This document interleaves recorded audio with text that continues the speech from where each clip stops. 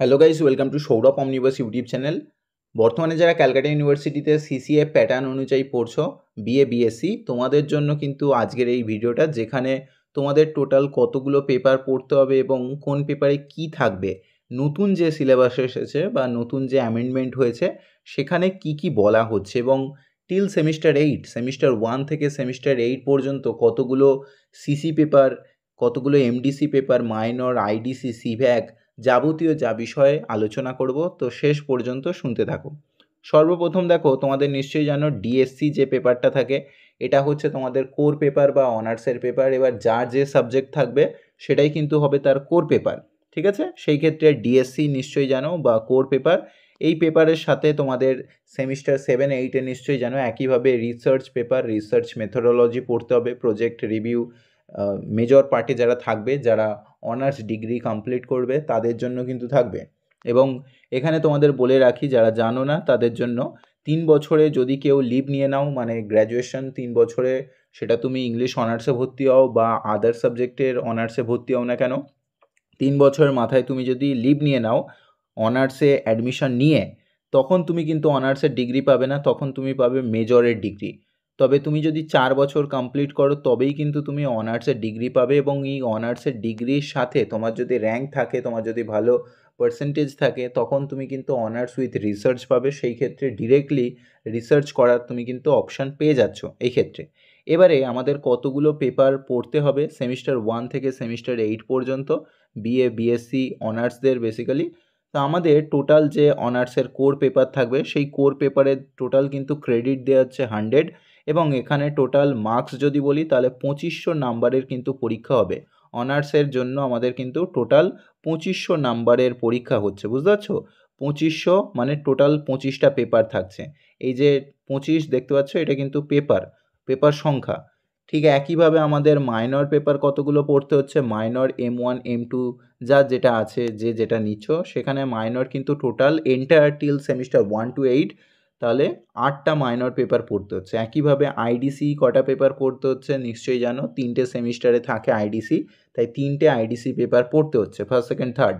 তারপরে এইসি পেপার নিশ্চয়ই জানো, 4টে semester, first second third fourth 4টে সেমিস্টার থাকবে, এবং সেই কারণে এখানে আমাদের টোটাল 200 মার্কসের হচ্ছে। আইডিসি পেপার কত নাম্বারে হচ্ছে? 225, 75 করে হয় নিশ্চয়ই জানো, তো 225 থাকছে। মাইনর নিশ্চয়ই জানো 100 নাম্বারের করে হয় টোটাল, এবং এখানে 800 ওয়ার্ডস কিন্তু মাইনর পেপারে থাকবে, ঠিক আছে?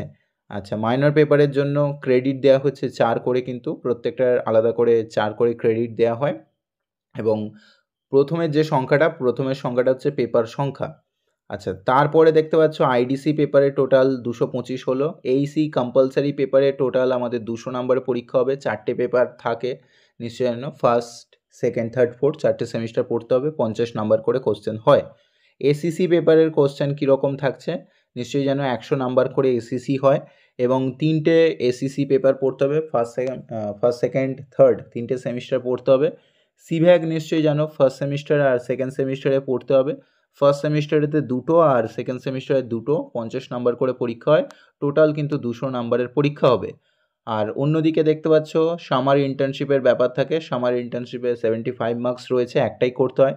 তুমি যে সেমিস্টারে করবে, ফার্স্টে করে নিলে সেকেন্ড থার্ড আর কোনো কিছুতে থাকবে না, বা সেকেন্ডে করে নিলে ফার্স্টে স্কিপ করলে সেটাও করতে পারো। তবে আমি রেকমেন্ড করব ফার্স্ট কিংবা সেকেন্ড সেমিস্টারেতে কমপ্লিট করে নেওয়ার জন্য, বাকি সেমিস্টারগুলো অনেকটাই চাপ হয়ে থাকে, ঠিক আছে?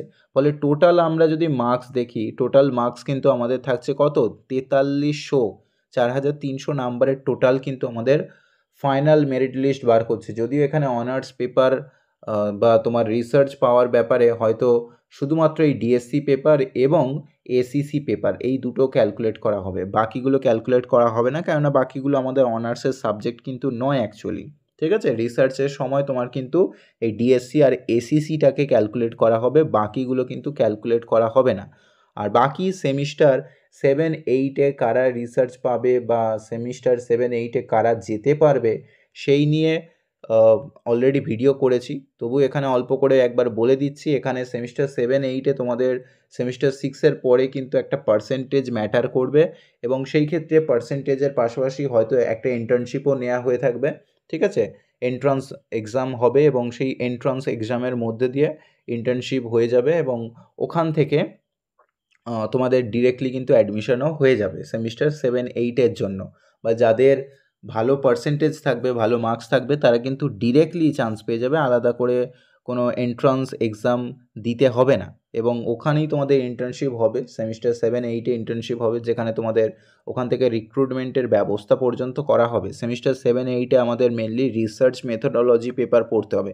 এখানে RM বলে যে পেপার দেখতে পাচ্ছ, এই RM পেপারটাই হচ্ছে তোমাদের রিসার্চ মেথোডোলজি। এখানে প্রজেক্ট, বিভিন্ন অ্যাসাইনমেন্ট, তোমাকে রিসার্চ পেপার লিখতে হয়, যেরকম অ্যাজ ইউজুয়াল আমরা দেখতে পাই MPhil বা PhDতে লিখতে হয়, সেই রিসার্চ পেপার কিন্তু লিখতে হবে। তোমার থেসিস, তোমার আইডিওলজি অনুযায়ী যে পেপার তোমাকে দেবে বা তুমি যে বিষয়ের ওপর রিসার্চ পেপার লিখবে, সেই তোমার থেসিসটাকে তুমি কিন্তু প্রেজেন্টেশন দেবে। এবং সেই প্রেজেন্টেশনটা যেরকম PhDতে হয়ে থাকে, যেরকম MPhilতে হয়, সেরকমভাবেই হবে। বিভিন্ন প্রজেক্টারের মধ্যে দিয়ে PPT ফাইল করে উপস্থাপনা দিতে হবে, ঠিক আছে? সেই টপিকটা নিয়ে তোমাকে একটা প্রজেক্টারের মধ্যে এক্সপ্লেন করে তোমার পড়ার ব্যবস্থা সম্পর্কে বা তুমি কিভাবে বুঝেছো, এই যাবতীয় বিষয় সম্পর্কে তোমাকে এক্সপ্লেন করে তার ফান্ডামেন্টাল দিক থেকে শুরু করে ethical consideration, research methodology, citation, bibliography, সমস্ত কিছু, ঠিক আছে? সব কিছু কিন্তু প্রপার আকারে দিতে হবে। Foot note, short notes, citation, bibliography, citation নিয়ে ভিডিও করা আছে, বাকিগুলো রিসার্চ মেথোডোলজি নিয়েও ইন্ডিভিজুয়ালি ভিডিও করব। তোমরা চ্যানেলটা সাবস্ক্রাইব করে রেখো, তাহলে নোটিফিকেশান পেয়ে যাবে। রিসার্চ মেথোডোলজি কিভাবে হয়, কিভাবে ইন্টার্নশিপ হবে, এখানে দেখতে পাচ্ছ রিসার্চ ইন্টার্নশিপ হবে, এখানে কীরকমভাবে করা হবে, সমস্ত প্রসেস নিয়েও কিন্তু আমি ডিটেলে ভিডিও করে দেবো। তোমাদের সেমিস্টার 6 পরেই কিন্তু বুঝতে পারবে কারা পাবে বা কারা পাবে না। তার জন্য প্রপার তোমার গাইডেন্সের মধ্যে পড়াশোনা করতে হবে। আমি ইংলিশ অনার্স পড়িয়ে থাকি। যদি কেউ ইংলিশ অনার্সের স্টুডেন্ট বা ইংলিশ মাইনর আকারে আছে হয়তো সেমিস্টার 5-6 বা সেমিস্টার 1-2-3-4, তাহলে কিন্তু যোগাযোগ করতে পারো। তোমাদের পড়ানো চলছে দীর্ঘ বছর ধরে, আমি 10 বছর ধরে টিউশন পড়াচ্ছি। যদি পড়তে চাও কেউ, ডেফিনেটলি যোগাযোগ করতে পারো। আমি যা সাজেশন দেবো, যা মক টেস্টে দেবো, যা পড়াবো, তার বাইরে পড়বে না। এবং প্রত্যেকটা টেক্সট ধরে ধরে পড়ানো হবে। এবং ফিজ ফার্স্ট, সেকেন্ড, থার্ড সেমিস্টারের জন্য কিন্তু 450 এবং বাকি নেক্সট সেম থেকে কিন্তু 500 করে ফিজ।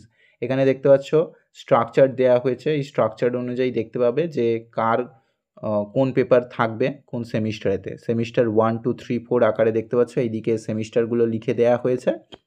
আর বাকি এখানে ওপরে পেপার দেখতে পাচ্ছ। যেমন সামার ইন্টার্নশিপ দেখতে পাচ্ছ, একবার করলেই হয়ে যাচ্ছে, আর থাকছে না। সিব্যাক প্রথম আর দ্বিতীয় সেমিস্টারেতে থাকবে। তারপরে ACC paper first, second, third সেমে থাকবে। AC paper first, second, third, ফোরে থাকবে। IDC paper first, second, third সেমিস্টারেতে থাকবে, ঠিক আছে? এইভাবে কিন্তু আমাদের পেপার বা এই প্যাটার্ন অনুযায়ী কিন্তু করা হয়েছে। বাকি রিসার্চের পেপার যারা সেমিস্টার 6 পরে লিভ নিয়ে নেবে, তাদের জন্য কিন্তু 3300 মার্কসের পরীক্ষা হবে।